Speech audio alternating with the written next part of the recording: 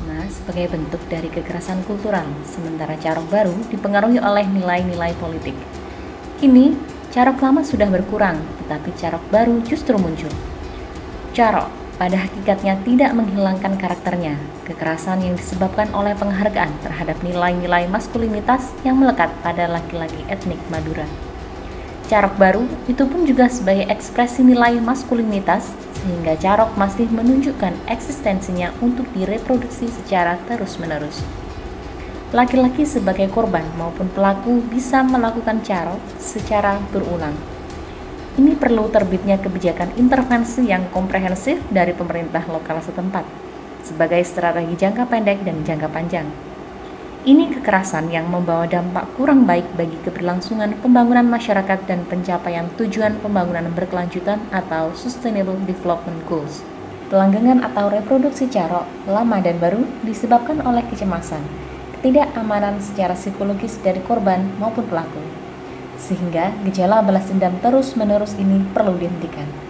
Jika tidak demikian, maka dapat meningkatkan resiko agresi dan kekerasan individu maupun komunitas. Karakteristik lingkungan dan komunitas yang terkait dengan peningkatan tingkat kekerasan mencakup berbagai karakteristik demografis, ekonomi, dan struktural. Banyak yang telah dipelajari dari faktor resiko dari carok yang merentang pada domain keluarga, komunitas, dan masyarakat. Mengurangi beberapa kemungkinan atas hal-hal yang tidak diinginkan, seperti timbulnya masalah perilaku pada anak-anak atau terulangnya kekerasan antar individu dalam komunitas dan masyarakat. Pencegahan carok adalah penting sebagai respon terhadap berbagai faktor resiko yang timbul dari carok tersebut. Terjadinya carok sebagai praktik kekerasan politik muncul dari perkembangan lanjut dari demokrasi yang berciri pada seleksi pemimpin politik dan elit politik secara kompetitif. Tradisi demokrasi yang mulai berkembang memengaruhi pola carok baru. Kekalahan dalam kompetisi demokrasi untuk menduduki posisi sebagai pemimpin atau elit politik dalam ruang-ruang administratif telah dipahami oleh sebagian calon-calon elit politik baru sebagai rasa malu atau mengganggu eksistensi harga dirinya. Ini perlu resolusi untuk menjadikan demokrasi tidak dicederai oleh kekerasan kultural.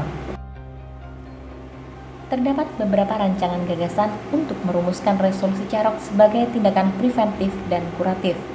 1. Sosialisasi tentang dekulturisasi carok dan desimbolikisasi gender. 2. Memberikan pendidikan formal secara cuma-cuma kepada anak-anak. 3. Membangun lembaga resolusi perselisihan di tingkat komunitas. 4. Menambah sanksi atau hukuman secara legal kepada semua pelaku dan melakukan pembinaan hukum terhadap korban dan juga pelaku. 5. Menguatkan peran para elit politik dan elit informal, elit strategis di lingkungan tempat yang merupakan daerah kantong carok. 6.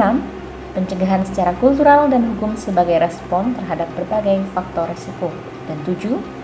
Mendegradasi nilai-nilai simbolik atau nilai-nilai unggul dari kekerasan yang berbasis pada maskulinitas.